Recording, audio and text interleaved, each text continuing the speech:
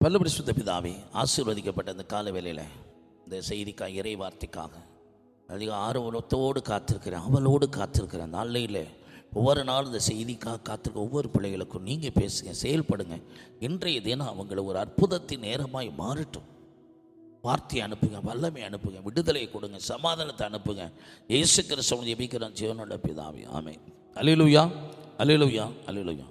வாசிக்கலாம். மத்தேயு 6:24.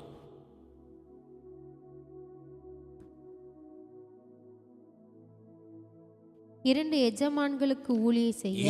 எஜமான்களுக்கு ஊழியம் செய்ய ஒருவனாலும் கூடாது. ஒருவனை பகைத்து மற்றவனை சிநேகிப்பான்.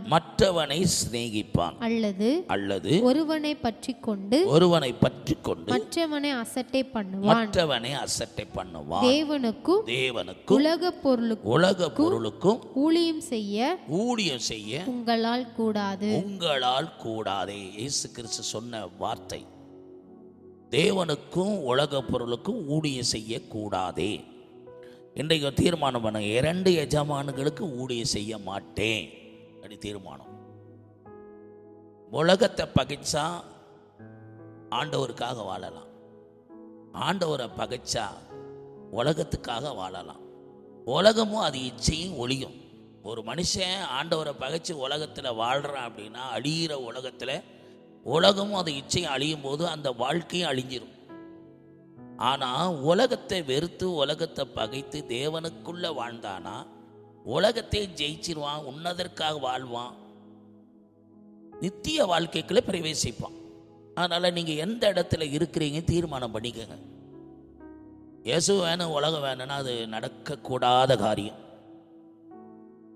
2 எஜமானுக்கு ஊழியம் செய்ய உங்களால் முடியாது. இயேசு கிறிஸ்துக்குள்ள வாழ்ந்துட்டு உலகத்தை சிநேகிக்க முடியாது. இப்போ இருது மனம் உள்ளவன், தன் வழியெல்லாம் நிலையற்றவன், எதையாவது தேவனிடத்தில் பெறலாம்னு நடிச்சுக்கிட்டு எதிர்பார்க்கறது தவறு, கிடைக்காது. அதனால் 2 நினைவுகள், 2 எஜமான்கள், 2 வேலைக்கு இதெல்லாம் ஒரு தீர்மானம் பண்ணுங்க. எது உண்மைங்கிறத, எது சத்தியங்கிற அறிஞ்சு வாழுங்க. முதலாவது தேவனுடைய ராஜ்யத்தை நீதியை தேடுங்க. மற்றவைகள் எல்லாம் கூட கொடுக்கப்படும். நமக்கு எஜமான் இந்த பூமியில் நான் வாழ்கிற வரைக்கும் நித்தியத்துக்குள்ளே போகிற ஒரே எஜமான் தான் கர்த்தராகிய இயேசு கிறிஸ்து நமக்கு எஜமான். இந்த உலகத்தில் அநேகத்தை வேலை செய்யலாம், ஒரு டிபார்ட்மெண்ட்டில் இருக்கலாம், அரசாங்கத்தில் இருக்கலாம், தனியாரில் இருக்கலாம். ஆனாலும் நம்ம எஜமான் ஆண்டவராகிய இயேசு தான். எங்கே வேலை பார்த்தாலும் நம்ம எஜமான் அவர் தான். நம்ம எஜமான் நம்ம கூட இருக்கிறான்னு சொல்லி இந்த உலகத்தில் வேலை செய்தாலும் அரசாங்கத்தில் வேலை செய்ய உண்மையாக இருக்கணும். அரசாங்கத்தில் வேலை செய்ய எப்படி வேலை செஞ்சாலும் பரவாயில்ல, உலகத்தார். நீங்களும் நானும் ஆண்டுடைய பிள்ளைகள், உன்னதரண்டு பிள்ளைகள், வித்தியாசம் இருக்கு. இன்றைக்கு ஒரு தீர்மானம் எடுத்து வாழுங்க. ஏன்னா யாக்கோபு 4:4 சொல்லுகிறாரு, உலக சிநேக தேவனுக்கு விரோதமான பகை. வாசிமா. விபச்சாரிகளே, உலக சிநேகம் தேவனுக்கு விரோதமான பகை என்று அறியீர்களா? ஆகையால் உலகத்துக்கு சிநேகிதனாய் இருக்க விரும்புகிறவன் தேவனுக்கு பகைஞனாய் இருக்கிறான். அப்போ நீங்க யாரை சிநேகிக்கிறீங்க அதுதான் இன்றைக்கு ஒரு தீர்மானம். அதை தான் தியானிக்க போறோம். நீங்க ஆண்டவர் பிள்ளையா இருப்பீங்கன்னா, ஆண்டவரை சிநேகிக்கிறவங்களா இருப்பீங்கன்னா, உன்னதருடைய பிள்ளைகளா இருப்பீங்க, ஆண்டவருடைய பிள்ளைகளா இருப்பீங்க, அவருக்கு பிரியமான பிள்ளைகளாக வாழ்வீர்களானால் உலகத்தில் வெற்றி உள்ள வாழ்க்கை வாழலாம், அவரால் ஆசீர்வாதத்தை சுதந்திரிக்கலாம், நீங்கள் ஆளலாம், அடிமையாக வேண்டிய அவசியம் இல்லை. இதுதான் கிறிஸ்துவுக்குள்ள வாழுகிற வாழ்க்கைக்குள்ள கிடைக்கிற ஆசீர்வாதம். நம்மளை லேவியராம 20:26 அவருடைய ஜனமாக இருக்கும்படி நம்மளை மற்ற ஜனங்களை விட்டுட்டு நம்மளை அவருக்கென்று ஏற்படுத்திட்டார். நம்ம அவருடைய பிள்ளைகள். அதனால் இன்றைக்கு ஒரு தீர்மானம் எடுங்க.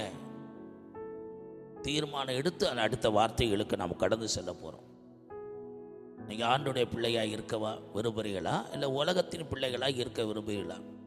நீங்கள் ஆண்டுடைய பிள்ளைகளாக இருக்கும்படி தான் உலகத்தில் இருந்து நம்மளை ஆண்டவர் அவருக்குன்னு பிரித்து எடுத்துட்டார். இப்போ வந்து உலகத்தார் கிடையாது, நம்ம ஆண்டுடைய பிள்ளைகள். அவர் கேட்ட பரிசுத்தமாக வாழும்படி நம்ம அழைக்கப்பட்டவர்கள். அதனால் நாம் அழைக்கப்பட்ட ஆண்டவர் தான் எஜமான். அவருக்காக வாழணும், அவருக்காக சேவை செய்யணும், அவர் சித்தத்தை செய்து நித்தியத்துக்குள்ள போகணும். இதுதான் ஆண்டவர் நம்ம ஏற்படுத்தின நோக்கம்.